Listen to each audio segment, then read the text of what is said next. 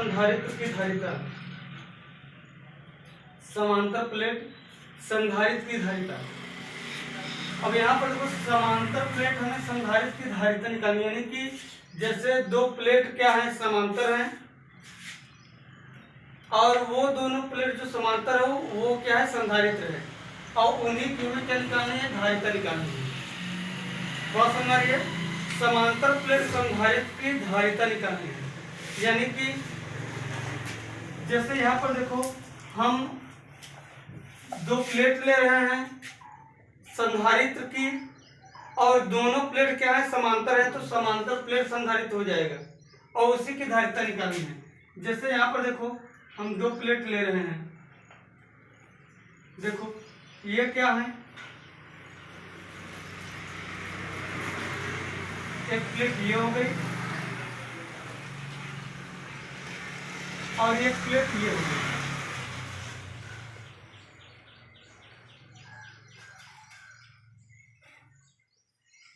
ये हो गई। ये दोनों प्लेट क्या है समांतर में है, देख सकते हैं दोनों प्लेट क्या है समांतर में है।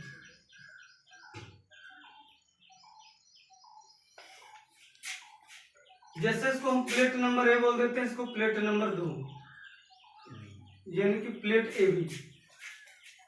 ये प्लेट दिखने में ऐसे जरूर लग रहा है लेकिन ऐसा नहीं है। जैसे कि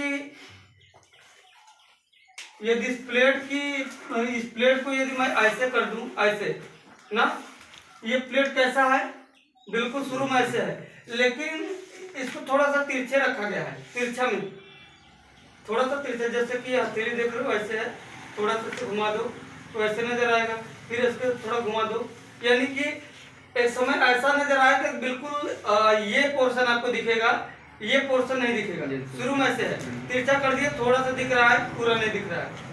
यानी कि इस प्लेट को जो रखा गया थोड़ा सा तिरछा करके रखा गया, थोड़ा सा तिरछा करके रखा गया ना, तो ऐसे ही है बिल्कुल। तो ये दोनों प्लेट क्या है, बिल्कुल क्या है समांतर है ना। अच्छा, ये दोनों प्लेट जो हैं एक दूसरे से डी दूरी पर रखे गए हैं, डी दूरी पर रखे गए हैं ना। यहाँ पर ये जो प्लेट है ये बिल्कुल धनावेशित है, ये क्या है धनावेशित है। जब इस प्लेट को बी प्लेट के समीप रखा जाएगा, इस प्लेट को जब बी प्लेट के समीप रखा जाएगा तो यहाँ का जो भी आवेश होगा धनावेशित तो ऊपर छात्र हो जाएगा, किनारे चला जाएगा, और इस साइड क्या होगा ऋणावेशित होगा,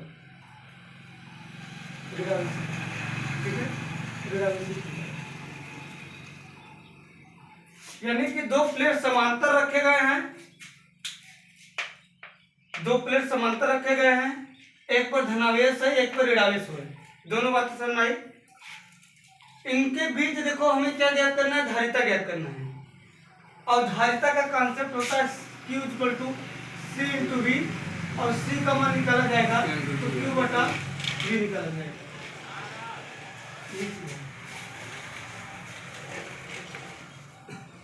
यहाँ पर देखो C equal to Q by V ना, लेकिन ये जो C equal to Q by V है, ये देखा जाए तो किसी गोलीय चालक की धारिता में मैंने बताया था C equal to 4 pi epsilon not into R ना, C equal to 4 pi epsilon not into R। ये जो था ये किसी गोली चालक की धारिता थी, लेकिन यहाँ पर किसी समांतर प्लेट की धारिता निकालनी है। तो ध्यान देना, किसी समांतर प्लेट की हमें धारिता निकालनी है, संधारित्र की धारिता निकालनी है, किसी समांतर प्लेट की संधारित्र की धारिता। तो यहाँ पर हमें क्या करना होगा, इसके पॉइंट, इसके बीचों बीच पॉइंट हमें P मान ले रहे हैं, और इसी पॉइंट पर हमें वैद्युत क्षेत्र की तीव्रता निकालनी है। तो ध्यान देना, गॉस के प्रमेय में हम किसी पृष्ठीय क्षेत्रफल पर उपस्थित आवेश के कारण किसी नजदीक बिंदु पर, जो मैंने वैद्युत क्षेत्र की तीव्रता बताई थी, गॉस की प्रमेय में किसी पृष्ठीय क्षेत्रफल के कारण, जैसे वहां पर हमने क्या बताया था, जैसे ये कोई हम ले लिए क्या पृष्ठीय क्षेत्रफल, और इस पृष्ठीय क्षेत्रफल पर ना, इस पृष्ठीय क्षेत्रफल पर आवेश है ना, और इस आवेश के कारण नजदीक पॉइंट पर जो वैद्युत क्षेत्र की तीव्रता आई थी वो आई थी इज इक्वल टू सिग्मा पान 2 एप्सिलॉन नॉट। याद है? ये किसी पृष्ठ पर उपस्थित आवेश के कारण सिग्मा क्या था? सिग्मा क्या था? पृष्ठीय आवेश घनत्व था ना। पृष्ठीय आवेश घनत्व क्यों कहा गया? क्योंकि किसी क्षेत्रफल पर किसी पृष्ठ पर आवेश क्या है? पूरी तरह से एक समान रूप से क्या है? वितरित था। किसी पृष्ठ पर किसी समांतर प्लेट अचालक पर ना आवेश पूरी तरह से क्या था? वितरित था। तो किसी क्षेत्रफल पर आवेश वितरित था, इसलिए सिग्मा को पृष्ठीय आवेश घनत्व कहा गया। तो E equal to sigma upon 2 epsilon not क्या है? किसी देखा जाए तो पृष्ठ पर उपस्थित आवेश के कारण किसी भी बिंदु पर वैद्युत क्षेत्र की तीव्रता मिलता है। तो इसको हम मान लेते हैं समीकरण नंबर 1, इसको मान लेते हैं समीकरण नंबर 2, और ध्यान देना इसको मान लेते हैं। यहाँ पर देखो इसका भी जो क्षेत्रफल है पृष्ठीय क्षेत्रफल, इसको मान लेते हैं A, और इसको भी पृष्ठीय क्षेत्रफल मान लेते हैं A। मतलब इस प्लेट का भी क्षेत्रफल क्या है? A है। इस प्लेट का भी क्षेत्रफल क्या है? A है। दोनों का जो क्षेत्रफल है ना, दोनों का जो क्षेत्रफल है समान है, इसीलिए तो समांतर प्लेट संधारित्र कहा गया ना। दोनों प्लेट क्या है? समान है, समान क्षेत्रफल का है। और इस प्लेट का पृष्ठीय आवेश घनत्व हम प्लस सिग्मा मान लेते हैं, और इस प्लेट का पृष्ठीय आवेश घनत्व माइनस सिग्मा। ऐसा क्यों? क्योंकि इस पर धनावेश है, इस पर ऋणावेश है, तो घनत्व तो चेंज हो ही जाएगा। हालांकि आवेश भले ही समान हो, लेकिन घनत्व तो चेंज हो जाएगा कि धनावेश से कि ऋणावेश, कुछ तो फर्क होगा। इसलिए इसको प्लस सिग्मा बोल दिया गया, इसको माइनस सिग्मा बोल दिया गया। समझना है? चलो, तो यदि मैं निकालना चाहूं यहाँ पर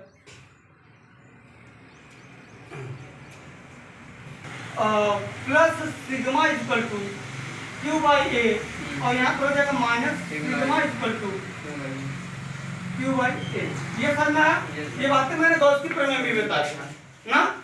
plus sigma equal to Q by A minus sigma equal to Q by A, और कह सकते हैं कि sigma equal to Q by A दोनों यदि समान है तो दोनों का यदि देखा जाए तो क्षेत्रफल समान है, और घनत्व तो देखा जाए तो दोनों का यदि परिमाण के रूप में देखा जाए तो दोनों का घनत्व तो भी सिग्मा है।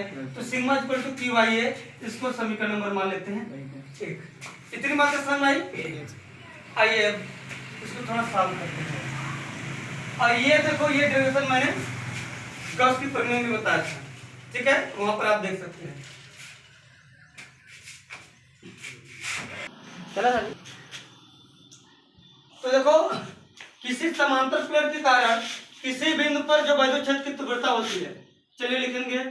चूंकि किसी समांतर प्लेट के कारण किसी समांतर प्लेट के कारण समांतर प्लेट के कारण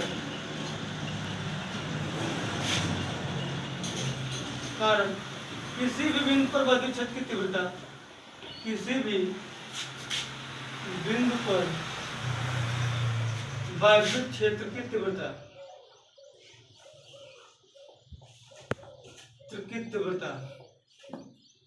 क्या होती है बताओ?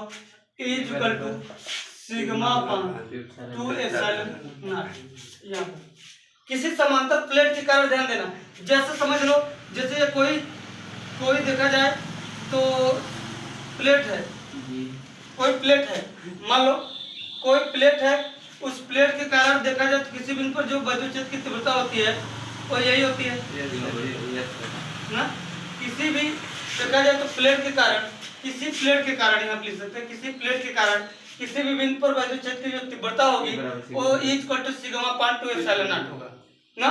किसी भी प्लेट के कारण, जैसे ये कोई प्लेट है ना, बिल्कुल देखा जाए तो आयताकार दिख रहा है, तो यहाँ पर जो वैद्युत क्षेत्र की तीव्रता होगी E equal to sigma upon 2 epsilon naught होगी, ठीक है? तो इस प्रकार हम यहाँ पर लिख सकते हैं। तो देखो यहाँ पर देखिए, और एक कुछ पॉइंट है, इसको समझ लीजिए आप। जैसे कि हम कोई यहाँ पर देखा जाए तो धनावेशित और यहाँ पर ऋणावेशित, एक बिंदु मैंने यहाँ पर धनावेशित ले लिया, यहाँ पर ऋणावेशित। यदि धनावेशित है तो धनावेशित के कारण जो वैद्युत बल रेखाएं होती हैं वो दूर जाती है। धनावेशित के कारण वैद्युत बल रेखाएं दूर जाती है ना, ये आप पढ़े हैं। और ऋणावेशित के कारण वैद्युत बल रेखाएं उसी की ओर आती है, ये आपने पढ़ा है। और इसके कारण मैंने ये भी बताया था कि क्यों आकर्षण होता है, क्यों प्रतिकर्षण होता है ना। अखिल विपरीत आवेश क्यों आकर्षित करते हैं, क्यों प्रतिकर्षित करते हैं, ये भी मैंने बताया है।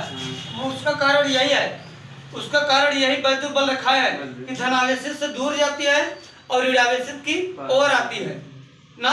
इसी कारण विपरीत आवेश में आकर्षण होता है और समान आवेश में प्रतिकर्षण होता है। समझ में आया? ठीक है, तो वही चीज यहाँ पर लागू होने वाली है।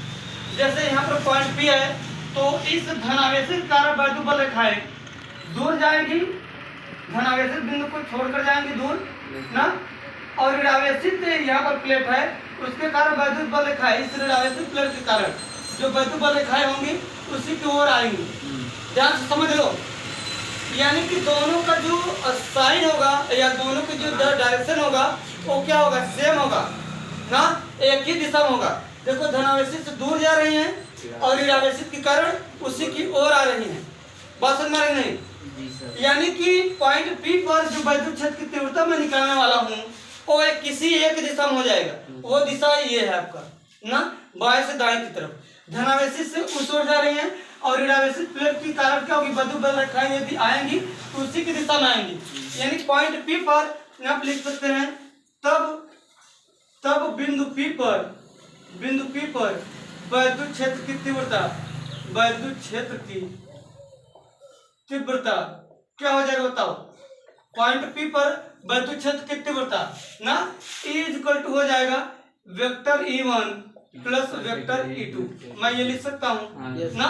यदि मान लो इस धनावेशित प्लेट के कारण वैद्युत क्षेत्र की तीव्रता यदि हम मान लें E1 और इस ऋणावेशित प्लेट के कारण वैद्युत क्षेत्र की तीव्रता मैं मान लूं E2 ना, तो परिणामी तीव्रता जो हो जाएगी वो क्या हो जाएगी, E=E1 प्लस E2 ना।